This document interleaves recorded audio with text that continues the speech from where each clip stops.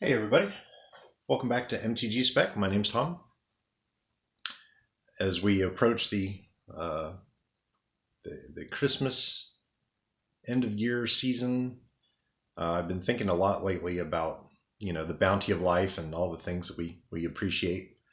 And if you're watching this channel, particularly the MTG Spec side, I assume you play Magic, collect Magic, or maybe you're collecting comics or other things too.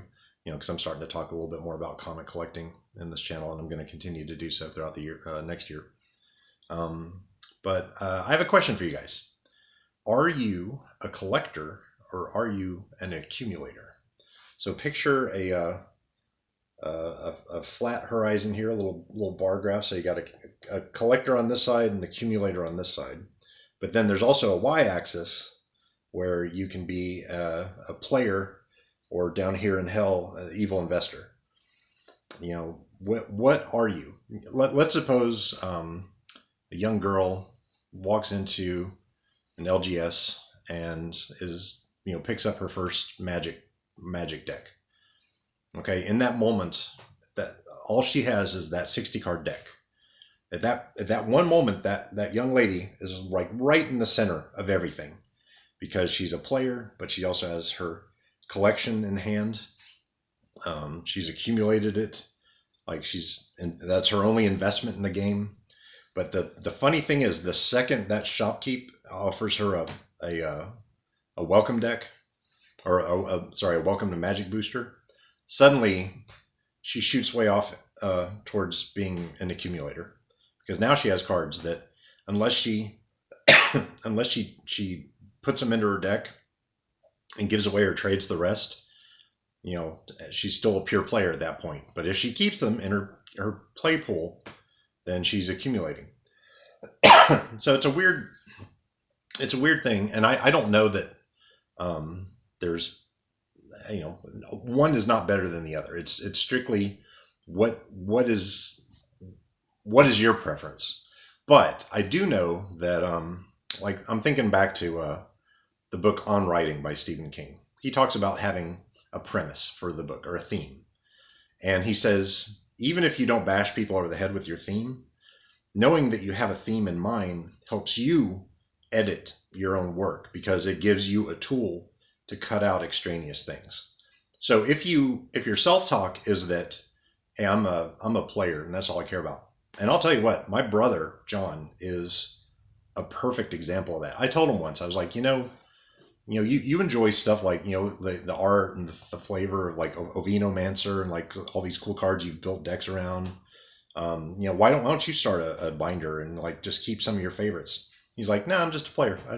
It's just a game to me. And even though he'll enjoy a piece of art, or he'll enjoy the flavor of something, he only encounters it in his decks, and he only keeps cards around to build decks or to draft or whatever. He's a pure player, as pure as you can get. Whereas about 7 years ago, when I moved over here, I was almost as pure of a collector as you could get, because I had my binders and that was all I cared about. I wasn't really playing. And once I moved here to the condo where I live now, I had a huge space change. So particularly in comics, like, it's amazing how your hobbies morph to fit the space allotted, the space you're given. And I guess a famous example is the whoever that dude is who's married to Sofia Vergara, who has like a man cave where it's like a wine cellar that he converted just to be his Dungeons and Dragons room, and he's down there rolling Gary Gygax's original dice. It's like crazy, But that's the level he can enjoy in his life. When I moved here, I had a room that was twice as big as any other room I'd ever had, and a walk-in closet that was about half as big as my old room. And originally I had like 4 long boxes. That was it. That was all I moved over with. But once I realized I could change those out for like 13 or 14 short boxes and line the walls with them, then I started to accumulate more comics to fill those boxes. Like that was the area I had now. And so I went from being an accumulator to an even worse accumulator. But in the midst of that, I started to pare down stuff. I started to only collect the things I wanted, and I also discovered, to my horror, this place called Second and Charles, which is a chain store, but they had like amazing comic book like dollar bins, and I would just run across like, oh, here's like 8 out of the 10 issues of Old Man Logan for 50 cents. Well, okay, what am I supposed to do? I know it's valuable. I know I should pick it up, and it's cool art. All right, fine, I'll grab it. And what I wound up doing is I wound up filling in my collections. I wound up expanding them, and the collection expanded. It's like a gas. It expands to fit whatever space you give it. And likewise with Magic, I had all my notebooks in a desk. Well, that desk broke when I moved here, so suddenly I had notebooks on my bookshelf. And guess what? They've been growing to fill the bookshelf, and that's just how it works sometimes.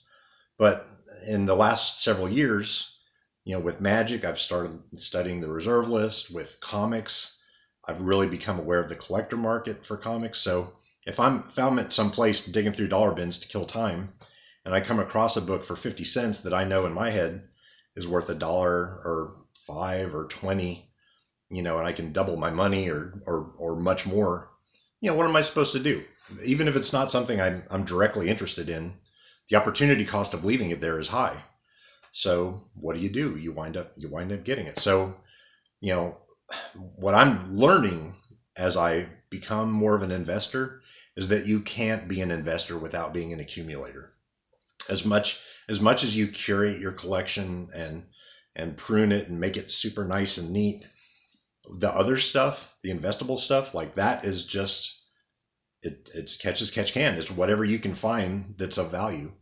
And there are certain things that you can track, certain things you can't track, or shouldn't bother tracking.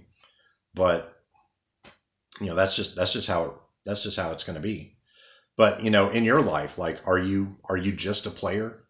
Like, is that all you care about? Because in a funny way, that's a path that can lead to collector.